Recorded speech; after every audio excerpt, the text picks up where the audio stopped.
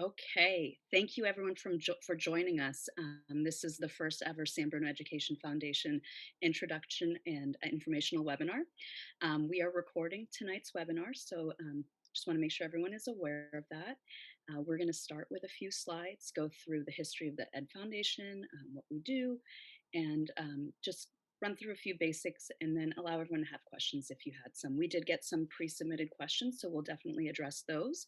And if you have any additional questions, please feel free to ask them via the chat, or you can save to raise your hand and ask at the end if you want to ask live. So we're going to get started right now. If everyone could just mute their lines to make sure that there's no echoing. Thanks again for joining, and let's get started. We're going to start with an informational video about the foundation.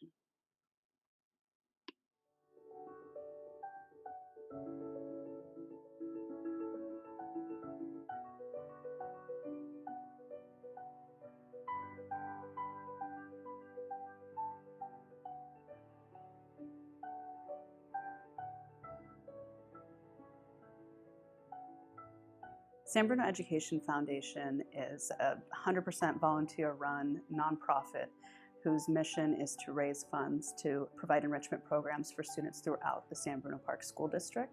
We really want to see a future for our kids and our students that is the type of education that we all strived for, that we had growing up and that we want all children to have. We're also an organization that is committed to building community within San Bruno. Public education is an equalizer, and it helps to provide experiences, the science, the STEM, the hands-on activities, the opportunities to visit other places, exposure to art and music. It's just the most perfect opportunity for kids.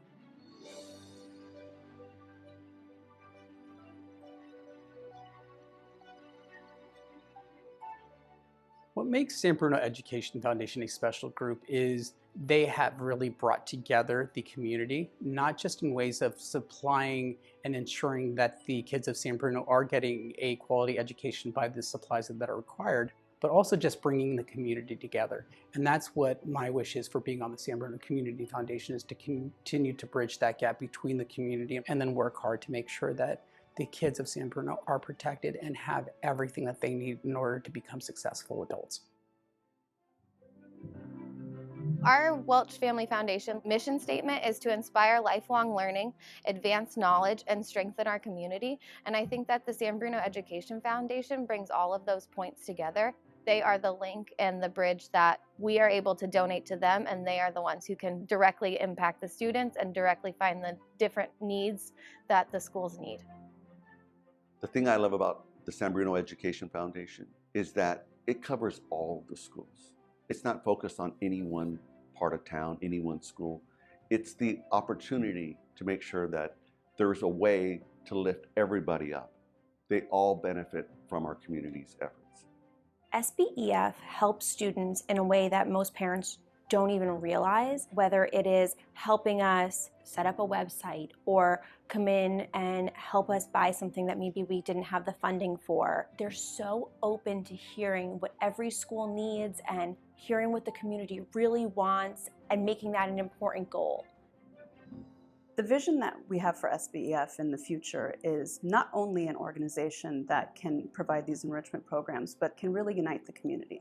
Because whether you have kids in the school district or you don't, schools are an essential part of any strong community. We want to be able to bring everybody together to be a part of this process, to really roll up our sleeves and create the future and the schools that we want for our children. Our schools, our community. Our schools, our community. Our schools, our community. Our schools, our community. Our schools, our community.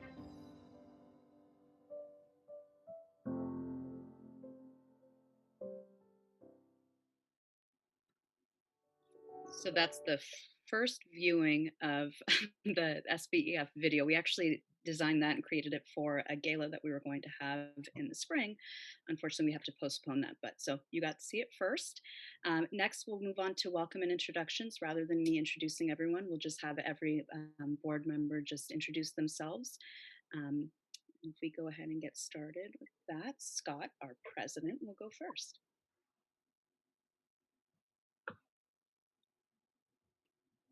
Oh yeah. got to come off mute before I can talk. Hey, this is Scott. I've been volunteering as San Bruno Education Foundation president for a little over 7 years. Prior to that, I was the Crestmore Elementary last PTO president.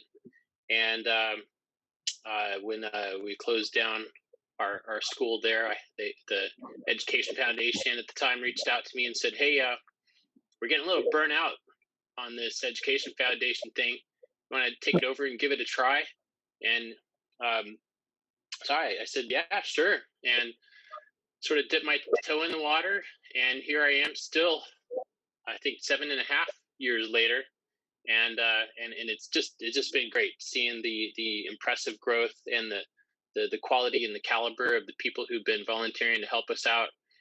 The way the community has come together too to help us out. It's been a real pleasure and an honor to be part of this. So that's me, Scott Kruger. Awesome. I'm Mikiko Sato, and I'm the treasurer of SBEF. I stepped into this role about a year ago. I took over for Renee, who had been doing the treasurer role for many, many years. And I am a parent of 2 girls at John Muir, who are both in 2nd grade. They're twins. Thanks, Mikiko. I am Steve Rose. I am the secretary of the San Bruno Education Foundation. So one of my jobs is to keep us organized. I started out volunteering for SBEF as a webmaster and technical person in general, which is a great fit for me because during the day I work at Google as a software engineer. I moved to San Bruno in 2013, and around 2014, at the end of 2014, the school district had a budget crisis. So I kind of started to get a little bit more involved in what was going on there, looking for ways to see how we could help. And I identified the Education Foundation as a great place to volunteer my time because I felt like it was a place where I could have the biggest impact. Hi, everyone. I'm Renee Callentine. I am a board member. I've been with SBEF since 2014. So I'm the second oldest. I'm the oldest, but I'm the second longest ranking board member currently behind Scott. I have 2 children that both went through the district. They're now teenagers. My son graduated from Cappuccino High School last year, and my daughter is a sophomore at Burlingame High School. And I've been, like I said, I've been the treasurer, and I've been very involved in the music programs that we helped start from SBEF. You. And I'm Andriana Shea. I joined the board of the Ed Foundation in late 2018. I have 2 kids in the district. One's in TK and one's in 2nd grade. Both are at Rollingwood. My professional background is in marketing, and I got started with the organization by heading up the communications committee, which has grown, and now Alexis, who's next, is taking on a lot of that. Hello, my name is Alexis Petru.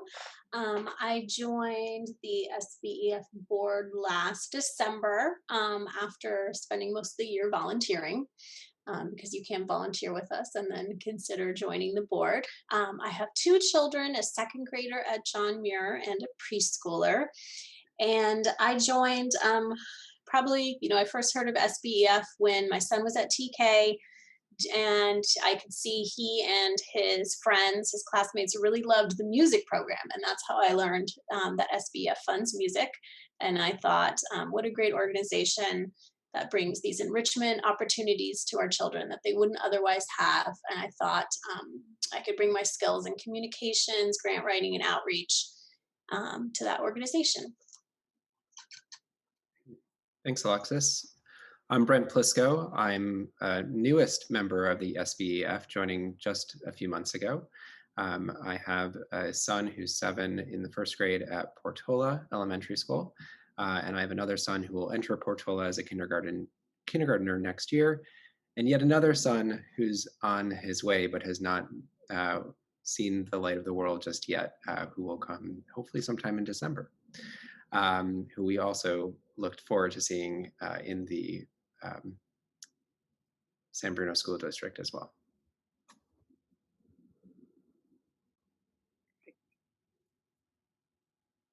So Scott, if you want to take us through the history and background. Gladly. All right, so SBEF, we were, as you see on the screen, we were created back in 2014, and before, that's of course before my, I'm sorry, 2004. That's before my time, and oh, sorry, one second. You can put it away. I have an intercom in my office, and I'm getting nobody in my house knows that I'm in the shed on a call. So I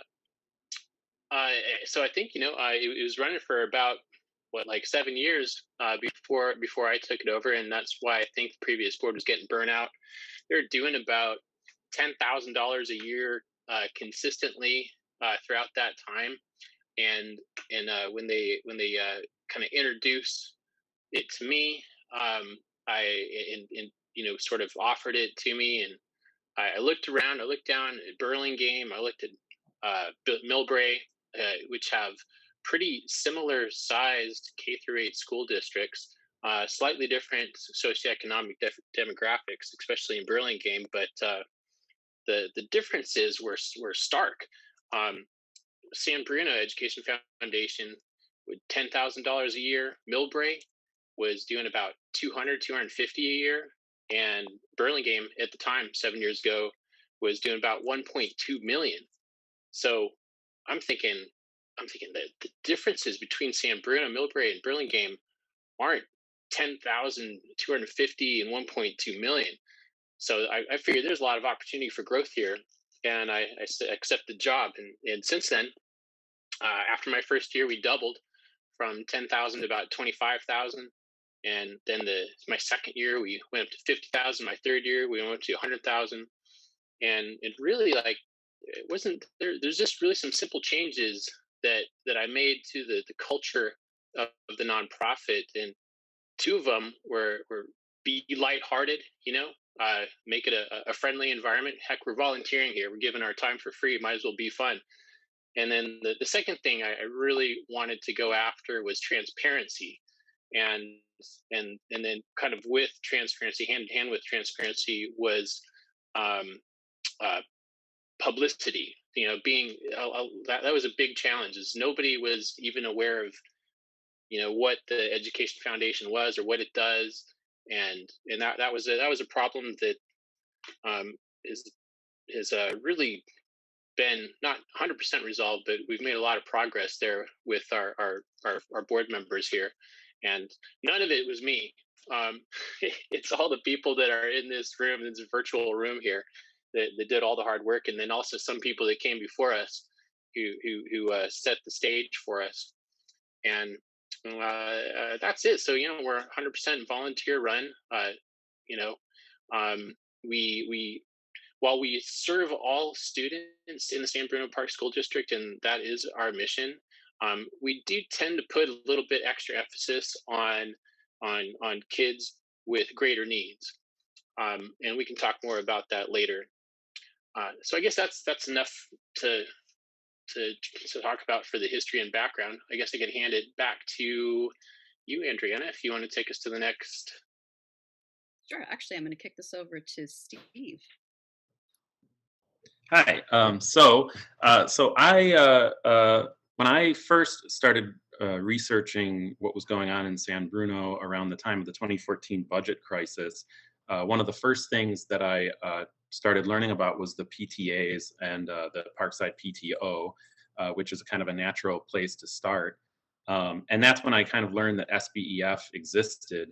And I started to look into, why education foundations exist. And so it helps to kind of explain why what our role is in the district if we understand a little bit about the history of school funding in California and how schools are currently funded. So if you go back decades, California schools were initially funded entirely by local property taxes. And this led to a lot of disparities in different districts. And then in 1978, of course, we have the tax revolt, which happened, which resulted in the passage of Prop 13, which kind of handcuffed state legislatures a lot in terms of how they could fund school districts. And that was kind of in response to this court case that had happened, that was kind of unfolding throughout the 70s, that went all the way up to the state Supreme Court. And that's the Serrano v. Priest case that is noted in the slide.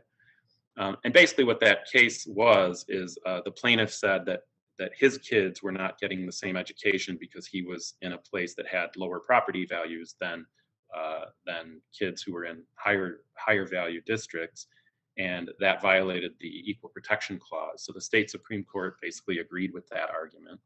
And so they initiated the equalization model. I believe California was the first state in the United States to bring an equalization model to education, which is kind of spread around. So in response to that, in addition to a bunch of other things that California did, we passed Prop 13 to limit the amount of property tax that could go up on properties, and by the time the equalization model comes in and is fully enacted in 1983, we basically have this kind of like budget issue where the state can't really raise funding that's going to schools. People's property taxes are not supplying the money that is needed. So there has to be some kind of solution.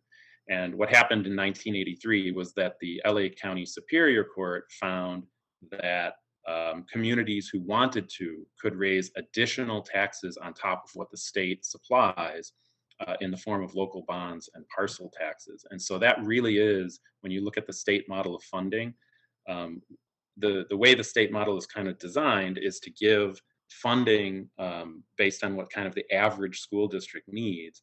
But if you live in a high cost of living area, as we do, then part of that model is to supplement those funds that you get from the state with more local taxes or bonds. So that's kind of designed in. A lot of people kind of look at the way the state model works and they think like, oh, the state should just cover everything. But for high cost of living areas like the peninsula, that's not really true. And that's why we have those additional sources of income in most of the neighboring districts up and down the peninsula. So then some other court cases were tried in the 80s and found that local parent-teacher orgs and other nonprofits could also do fundraising, and that would not be sent to the state and as part of the equalization model. And so that's kind of where education foundations come in. You can establish a nonprofit, and if the mission of that nonprofit is to serve the local school district, then you're allowed to raise money and do that, and the money is going to go to your local school district and not go to the state to be distributed to all the districts. So you can move on to the next slide. So the question is what is the difference between a parent-teacher org, a PTA or a PTO, and an education foundation? And so if we look at the next slide here, PTAs are mostly, and when I say PTAs, I'm referring to both PTA or PTO. They're mostly focused on school site specific needs. That's the main difference. Field trips and community events that are specific to school sites, things like that. SBEF and education foundations in general are more well positioned to look at the district as a whole. So some things it just doesn't make sense to roll out per site. So for instance, like if you are going to have a music program in our district, for instance, we have several elementary schools that feed into Parkside.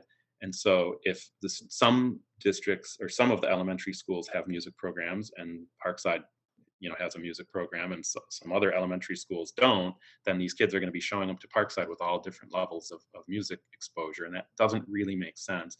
There's a lot of different things like that on the program side where it just makes sense to deploy it district-wide, especially in our district because everybody ends up at Parkside. So that's where the Ed Foundation is really going to focus in more than like the parent-teacher works will. So we can move on to the next one.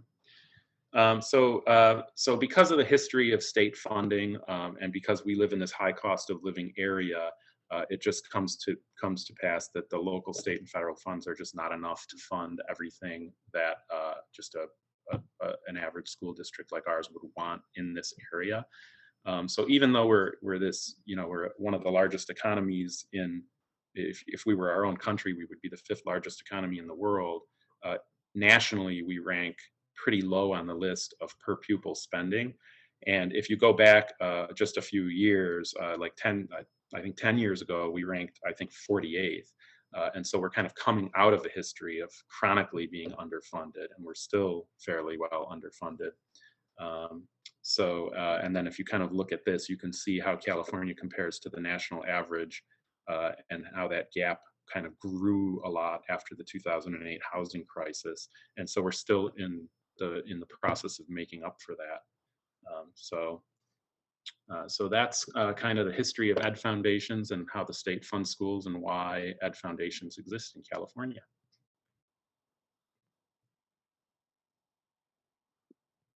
We have Alexis going through our programs. Okay, so we have a lot of programs, so I'll try not to take up too much time. So we're particularly proud of our music education program. 2019 to 2020 school year was our 3rd year of our award-winning music education program. It was started with a seed grant from the San Bruno Community Foundation, and it was also sponsored by some local family foundations, the Welsh Family Foundation and the Samet Family Foundation. It's a partnership between our district and the Cappuccino High School Alumni Association to provide comprehensive music education. So from the time the student is in TK or kindergarten all the way up to their senior year in high school. So it begins in TK or kindergarten in our district schools with weekly music education classes all the way through 5th grade. In 4th and 5th grade, they have the option to join our after-school music program. And when they enter Parkside, the intermediate school, they can join the weekly band and orchestra classes. And then if they're still continuing music at Cappuccino, which is a separate school district, they can join, they have the option to join the school's concert orchestra, the symphonic band, chamber strings, or jazz band. Remote learning or distance learning, that obviously came into being in the spring. It became obvious across the country that students, vulnerable students, would be left behind with that model of learning because they lack access to technology or the internet. So SBEF got together with a group of partners, including government agencies like the City of San Bruno CityNet, the San Bruno Community Foundation, yet again, and other community groups, and businesses like YouTube, to raise $100,000 for Chromebooks for students and hotspots for families that lack internet access. And that is obviously continuing into this year as we still continue distance learning. The San Bruno Community Foundation also gave us $240,000 for new computers for teachers and staff in the district, and professional development for the teachers so they could better teach remotely. In terms of STEAM, science, technology, engineering, art, and mathematics, in the 2018-2019 school year, we supported the district's very first extracurricular science program that culminated in a science fair for 3rd to 5th graders, and there was also a science fair at Parkside. In terms of GATE stands for the Gifted and Talented. What does the E stand for? Gifted and Talented Students Program. Renee is telling me, but she's on mute. Education. Thank you. Of course, Gifted and Talented Education Program. So those are for what they deem gifted students. We've supported the district's GATE programs, and most recently the what was going to be the GATE program sort of morphed into the science fair program that I just told you about. SEAL stands for Sobrato Early Academic Language Program, and it's a research-based language development program that teachers can bring into all aspects of teaching throughout the day. And 31.7% of students in our district are considered English learners.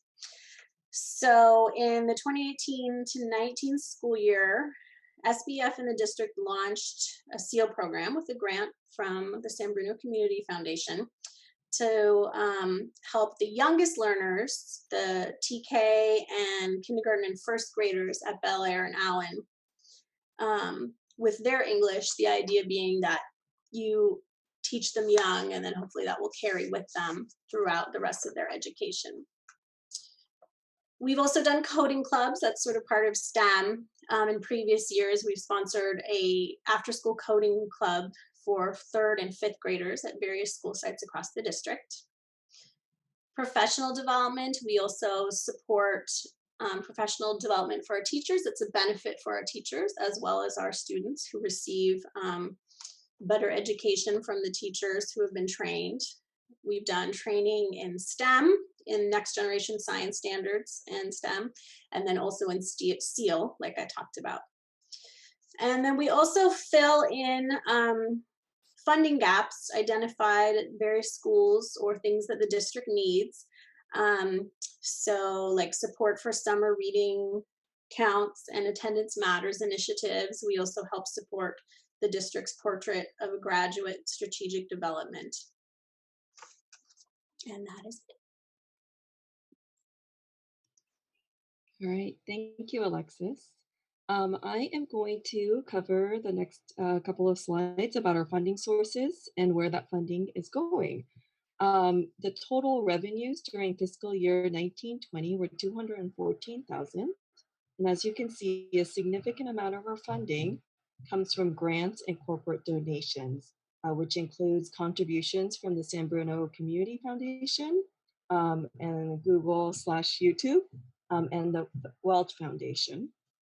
The donations from our school community was about 1/10 of the total revenue for fiscal year 1920. Our breakdown of revenue sources is somewhat atypical for education foundations. Many education foundations in California are primarily supported by the school community, and that portion of their giving may make up about 80% of their income sources. So moving forward, we are hoping to increase the financial support from our school community. In terms of expenditures on the next slide, our total expenditures for fiscal year 2019-20 were $222,000. A significant portion of that went to fund our music program, 66%, and 20% of that went to other admission-related disbursements, which includes some of the programs that Alexis talked about, including professional development and coding club.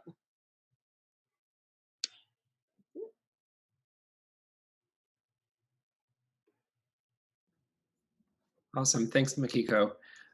So what does the future of the SBEF look like? So first and foremost, as was mentioned at the very top, we are an organization that is entirely volunteer run. And so one of our objectives as we look out to the future is to continue to grow that volunteer base. And whether that is helping with distribution of mailers or contributing some thoughts and ideas, our board meetings are open and we welcome input from the community and also volunteers. We also are really looking to increase our focus on STEAM programming for the district. We have been in touch with the district administration as well as various leaders at different school sites, and we're really hoping to brainstorm around a strategy of what does STEAM look like for the district and how can we help support that and carry it forward. Always looking to increase our school site interaction and support. And finally, one of our main objectives as we head into this year is really building and promoting our district community and identity.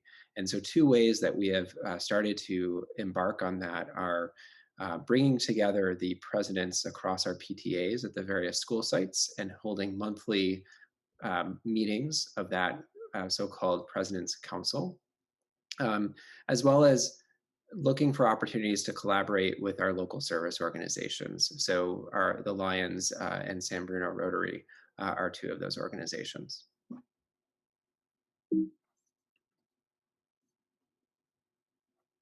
Okay, so of course we want you all to get involved, and there's many different ways that you can do this. The marketer in me, of course, is going to start with social media. Following us on social media is just going to keep you apprised of what's going on with the organization, the different fundraisers we're running. Right now, we're doing a Pinos Palette collaboration where we're trying to bring art to our students during distance learning. So that deadline is Friday, and you purchase art kits that come with instructional videos based on your child's age. For 3 videos for a younger kid, it's about $30. So it's really economic, but we have scholarships available if you cannot afford it. We want to make sure that every child that wants access to this can have it. So email us at info@sbefkids.org if you're interested in that scholarship, or sign up directly for the program on our website, sbefkids.org. Number 2 is attend our, backtrack to social media. So we're on Facebook and Instagram primarily. If you like us, if you like our content, and if you want to share it, go ahead and share it. That's going to help us get the word out. That's the power of social media. So that really does tremendously help by sharing the content that you see with your friends and family in your newsfeed.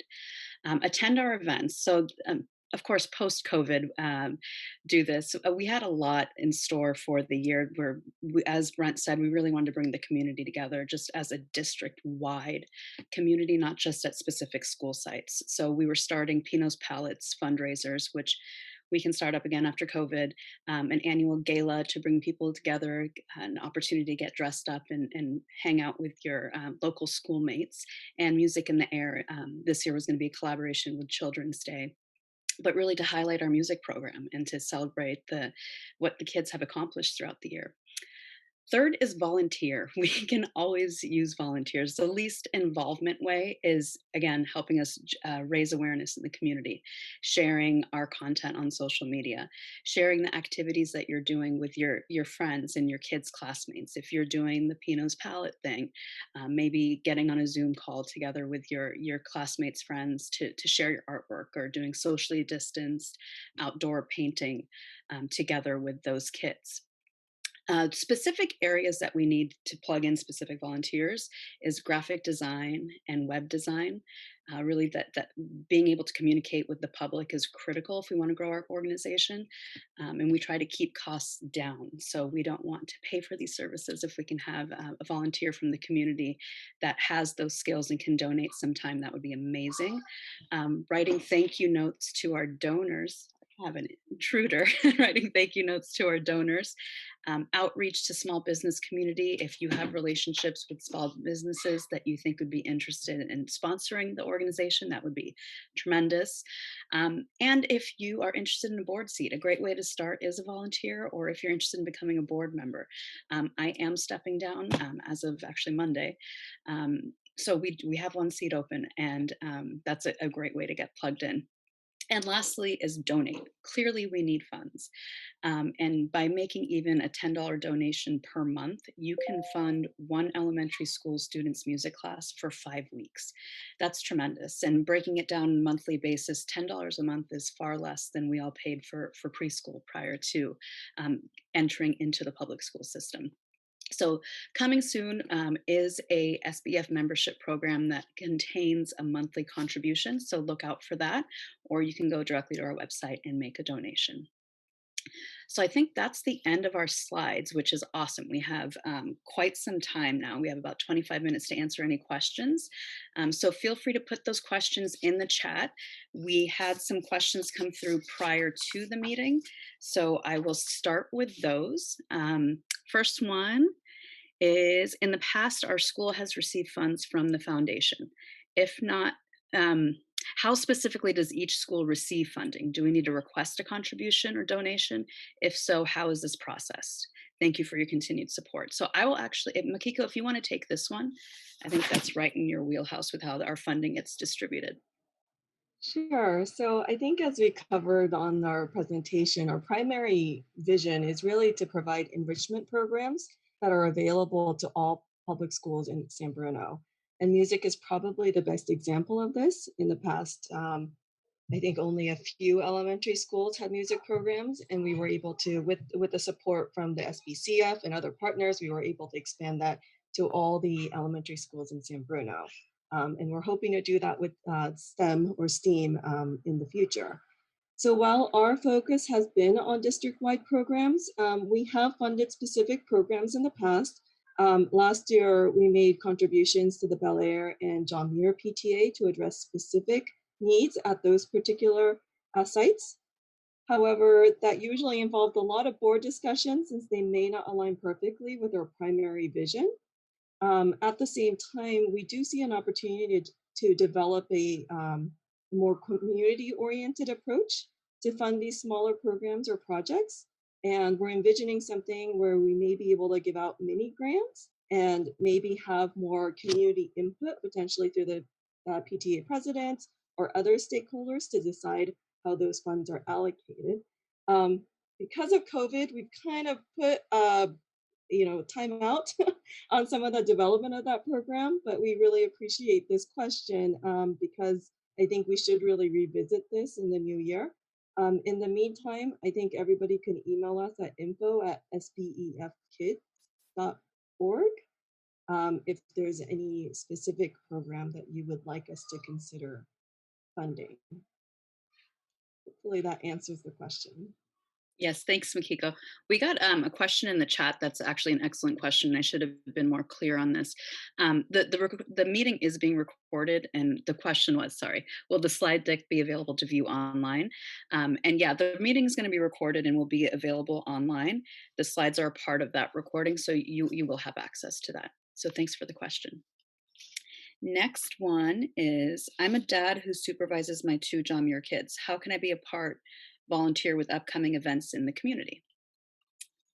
Alexis, do you want to take this one? Sure.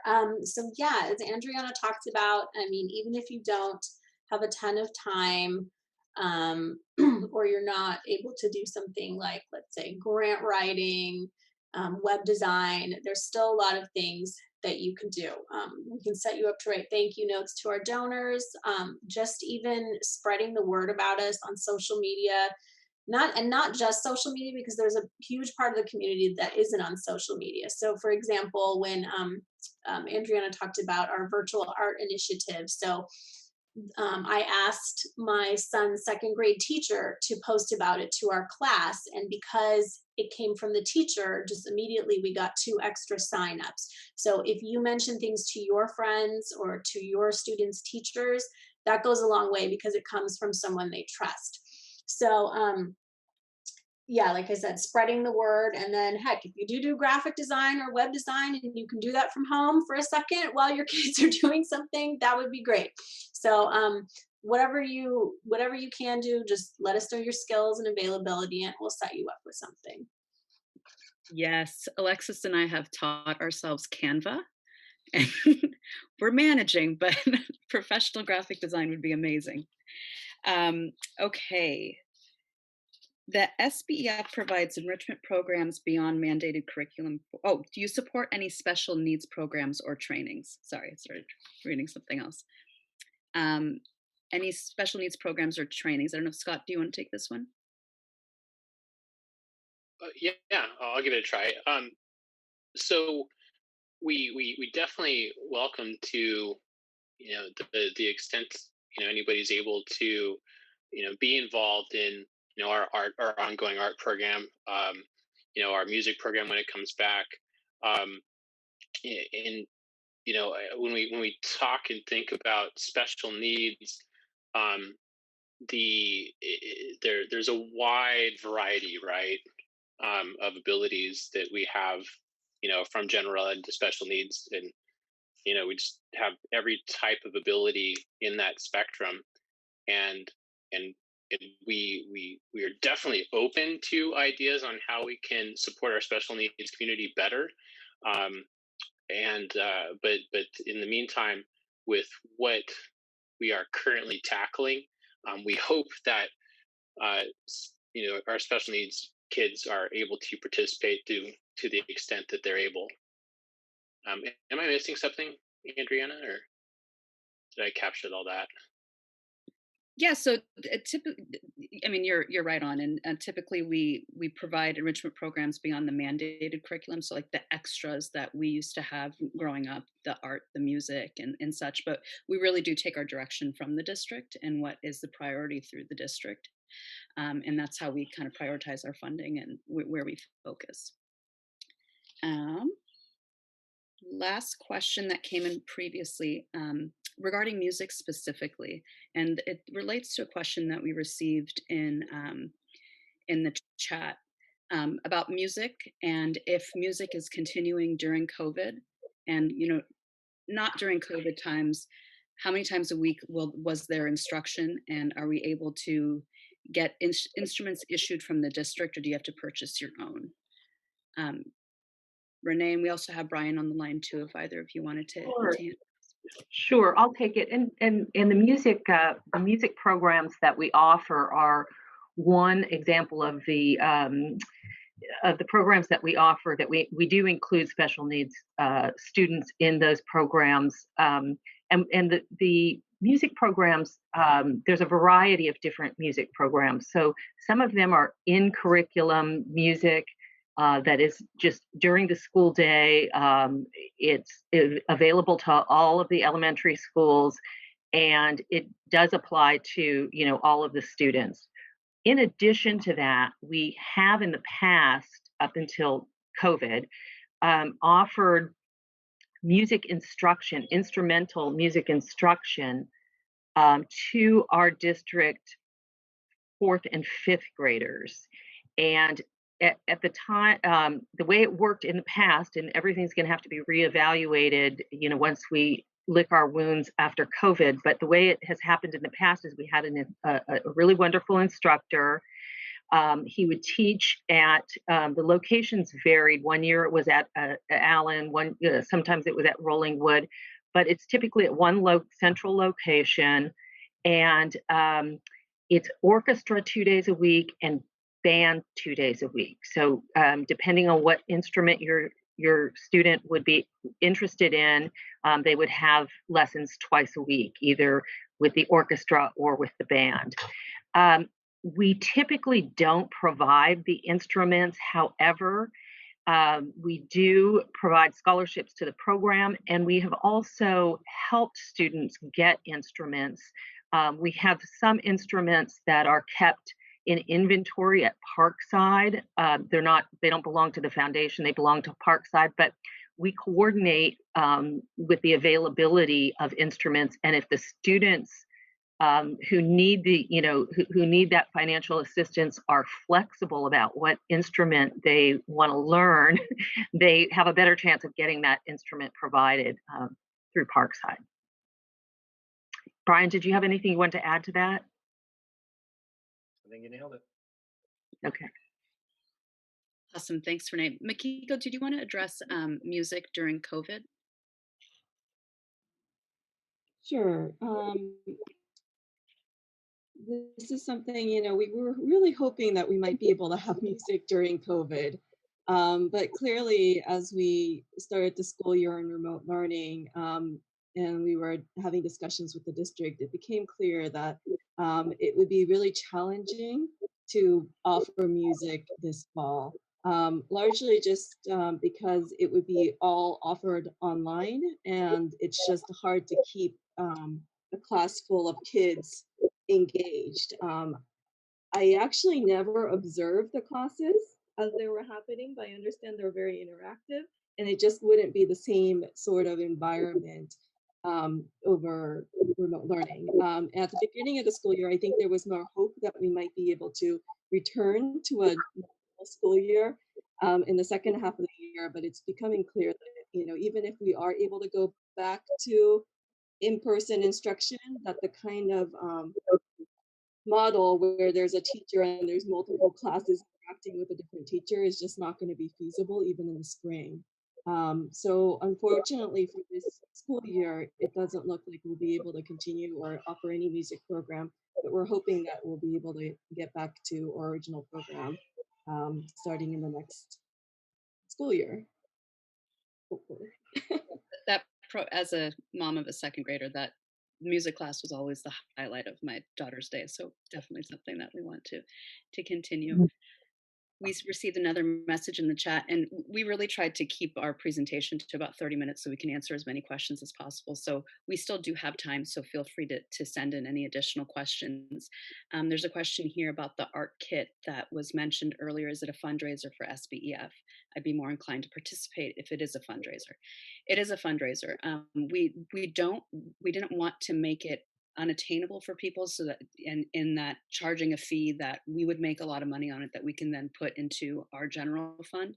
So what we're doing is we're asking people to contribute an extra amount to help fund the scholarships to the kids that can't afford it. So there is a little bit in the price baked in so that we can provide those scholarships, but we're also seeing that the majority of the people that are signing up are contributing extra funds, which is awesome. We really do have a giving community, and it's allowing us to provide scholarships for kids that wouldn't otherwise be able to participate. So yes, we'd love you to participate. We'd love to see your artwork.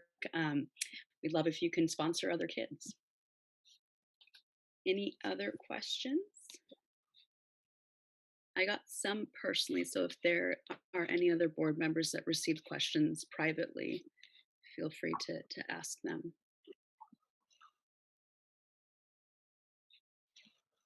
That's all we have. If there's not any additional questions, we really, really appreciate your time.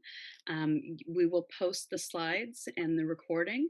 If there's anything that you missed, our website is a great place to stay on top of anything that is happening. Within the Ed Foundation. Alexis does a great job of updating our blog so that everyone knows what's going on. And of course, stay involved with our social media. Let us know if you want to volunteer. Graphic design would be amazing. And any other volunteer capacity, we'd greatly appreciate it. So info@sbefkids.org. And if anybody else wanted to make any closing remarks, if not, we can leave it at that. Thank you, everyone. All right, thank you. Bye. Oh, are we getting a last question? Oh. Ken's asking something. Creative virtual. I got a private one too. I know we talked about, so the question was understanding the typical format of music wouldn't work during COVID. Are we looking into creative virtual alternatives? I remember, Makiko, the conversation with the district was a lot of the video music instruction becomes music appreciation and not music making. So perhaps I would think if this does go on beyond next year and we have to do more planning, then we could look at something like an art kit where you take home the supplies and then you do it with the art teacher. That's what we would have to look at, is taking home some kind of instruments, small instruments for the elementary kids, shakers and things like that, or they make their own instruments out of kitchen objects, right? That could be a lesson. And then it could be continuing music making. But I guess it's a little hard with not having as much time for planning this fall.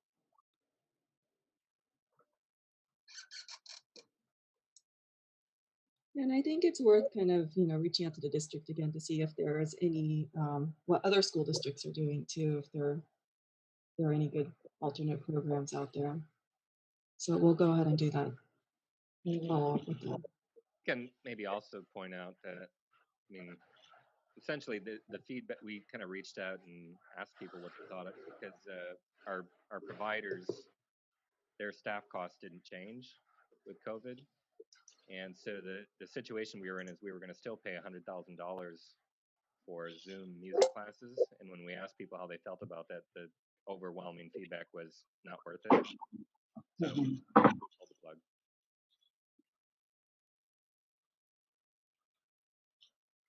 Okay. I don't see any other questions in the chat if anyone wants to ask any last minute questions. We have a couple minutes left.